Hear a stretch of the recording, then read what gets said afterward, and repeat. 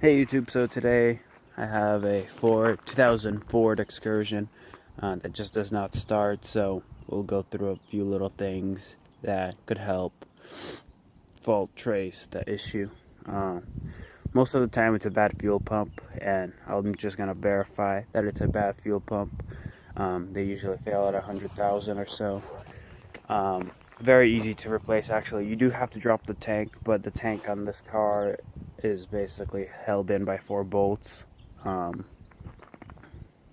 18mm bolts, and you just drop them down and change. You either could change the fuel pump housing or the actual fuel pump, and I'll go into detail about that a little later. So basically, first thing you want to do is just turn on the ignition and walk up to the right side of the engine and look at the fuel rail. Back there you can see a little valve right there. It's like a tire valve, and that lets you test the fuel pressure in the car. So you need something small, something pointy that you could stick down in there like so, and basically push down, and if fuel starts squirting, your fuel pump is working. Let me try to get it. Yeah, there we go. If you're pushing it down and it's springing, it's like a valve, tire valve. If fuel starts squirting, your fuel pump is working. So your fuel pump is fine, and you should look at other issues on why your car isn't starting. So if there's no fuel pressure there, you want to come to the fuses. So there's two on this V10. There's 2 fuses, well, a fuse and a relay for the fuel pump. It's this one right here, 20 amp, and this relay right here. What you want to do is just check the fuse. If it's good, it's good. And then for the relay, you could just swap these 2 around, or if you have 2 people, one person could just put their finger on here, and if it clicks, it's fine.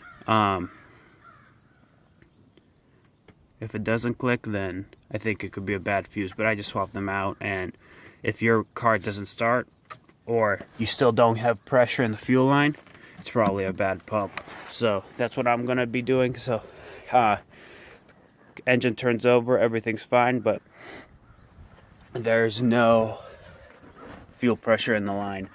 Another thing you could check is your fuel pressure, your fuel line from the fuel tank to the front of the engine. If your car's rotted underneath, it's something you should look into.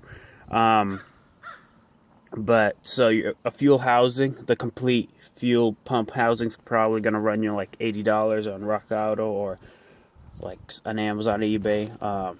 Or you could buy just the fuel pump with all the seals and the filters, the screens, for about 20 bucks. I'll link them in the description.